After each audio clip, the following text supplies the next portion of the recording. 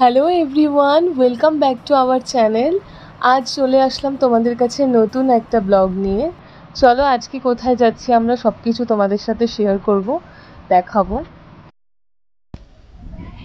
আজ হঠাৎ ইচ্ছে করলো আমাদের একটু লং ড্রাইভে যাওয়ার। সৌমেন আমাকে অনেক দিন ধরেই বলছে হাওড়ার ডুয়ার্স নাকি এখানে জায়গা আছে, দুদিকে অনেক গাছপালা আর মাঝখান দিয়ে রাস্তা, অসাধারণ হয়তো লাগবে। চলো তোমাদেরকে আজকে দেখাবো সেই সব রাস্তাগুলোই। আর আমাদের মেইন জায়গা যেখানের উদ্দেশ্যে আমরা যাচ্ছি সেটা হচ্ছে ইসকন মন্দির। সবটা তোমাদেরকে ঘুরিয়ে দেখাবো, কিভাবে যেতে হবে সব কিছু তোমাদের সাথে শেয়ার করব। চলো দেখতে থাকো, ব্লগের সাথে থাকো।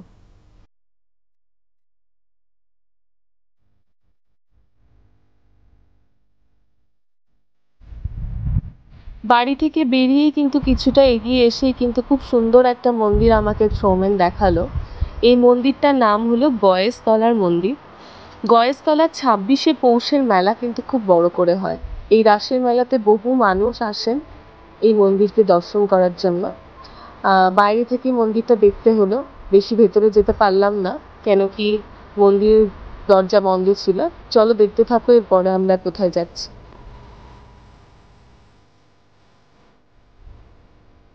যেতে যেতে আরও একটি মন্দির চোখে পড়ল। এই মন্দিরটি মায়ের মন্দির। মাকে দর্শন না করে যেতে ইচ্ছে করলো না, তাই ঝটপট গাড়ি থেকে নেমে পড়লাম মাকে দর্শন করার উদ্দেশ্যে।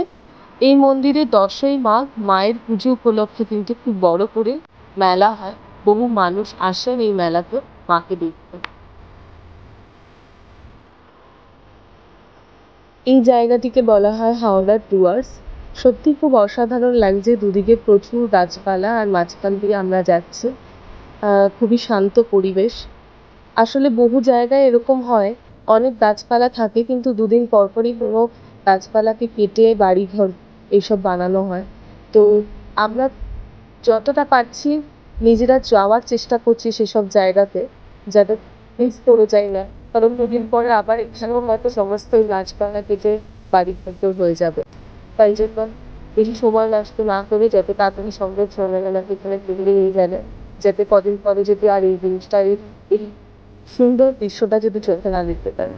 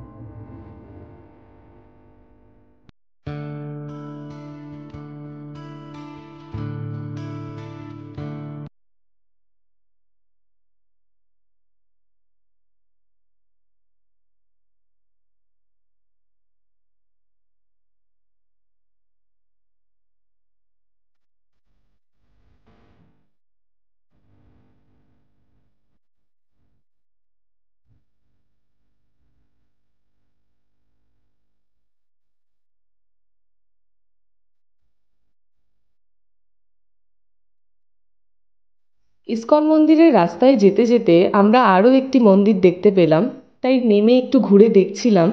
মন্দিরটা এখনো পর্যন্ত কমপ্লিট হয়নি।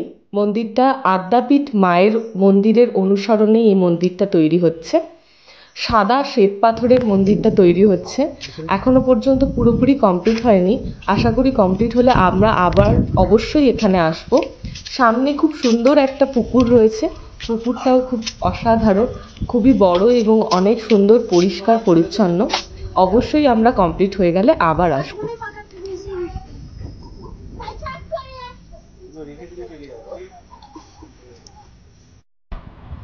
ফাইনালি আমরা ইসকন মন্দিরে পৌঁছে গেলাম। তোমাদেরকে পুরো মন্দিরটা ঘুরিয়ে দেখাবো এবং এই মন্দিরে কিভাবে তোমরা আসবে সেই অ্যাড্রেস তোমাদের সাথে শেয়ার করব। যারা হাওড়া স্টেশন থেকে আসতে চাইছো তারা যে কোনো ডোমজুরগামী বাসে উঠে ইসকন মন্দির স্টপেজে কিন্তু নামতে হবে। যারা ধুলাগড় উলুবেড়িয়া থেকে আসতে চাইছো তারা যে কোনো অঙ্কুরহাটির বাসে উঠে অঙ্কুরহাটি চেকপোস্টে নেমে টোটো করে 15 মিনিটের রাস্তা, তোমরা কিন্তু ইসকন মন্দিরে পৌঁছে যাবে। যারা ডানলপ হয়ে আসতে চাইছো তারা কিন্তু যে কোনো সলপের বাস ধরে সলপ স্টপেজে নেমে তারপর ওখান থেকে ডোমজুরগামী বাসে ধরে কিন্তু ইসকন মন্দিরের স্টপেজে নামতে পারো, তবেই কিন্তু মন্দির তোমরা পৌঁছে যেতে পারবে। ইসকন মন্দিরের মূল প্রতিষ্ঠাতা এসি ভক্তি বেদান্ত স্বামী প্রভুপাদ, যিনি স্নেহের সাথে শ্রীলাল প্রভুপাদ নামে পরিচিত। 1896 সালে কলকাতায় জন্মগ্রহণ করেছিলেন স্বামী প্রভুপাদ। তিনি নন্দোৎসবের দিনে জন্মগ্রহণ করেছিলেন, যেটি পিতামাতার কাছে ভগবান শ্রীকৃষ্ণের জন্মদিন হিসেবে পালিত হয়। মন্দিরে ভগবানের দর্শন কিন্তু বেশ কয়েকবার পাওয়া যায়। সকাল 4:30 থেকে 5টা পর্যন্ত, সকাল 7:30 থেকে 8টা পর্যন্ত, সকাল 9টা থেকে 11:30 পর্যন্ত এবং দুপুর 12টা থেকে 12:30 পর্যন্ত, এবং সন্ধ্যের সময় 4টে থেকে 6টা পর্যন্ত, 6:25 থেকে 8টা পর্যন্ত, 8:15 থেকে 8:30 পর্যন্ত। এটা ভগবান দর্শনের সময়। অনেক দিন আগে স্বামী প্রভুজি শ্রীকৃষ্ণের কথা প্রচারে একটি জাহাজে করে বেরিয়েছিলেন। সেই জাহাজের অনুকরণ করেই কিন্তু এই পুরো মন্দিরটি নির্মাণ করা হয়। তোমরা যদি কখনো এই মন্দিরে আসো এবং ভালো করে লক্ষ্য করে দেখো এই মন্দিরটা পুরোপুরি ঘুরে, তবে কিন্তু বুঝতে পারবে এই মন্দিরটা কিন্তু পুরোপুরি একটি জাহাজের অনুকরণেই কিন্তু করা। আমরা যে সময় এসছি সে সময় ভগবানের আমরা দর্শন পেলাম না, তুলসী দেবীর আরতি হচ্ছিল। আমরা আরতিটাকে খুব ভালো করে এনজয় করলাম।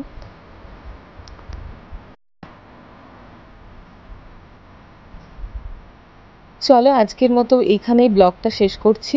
তোমাদের যদি ভালো লেগে থাকে প্লিজ লাইক করো, কমেন্ট করে জানিও। যদি ভালো লেগে থাকে তাহলে এই মন্দিরটা ভিজিট করতে এসো। চলো পরবর্তী ব্লগে তোমাদের সাথে দেখা হচ্ছে।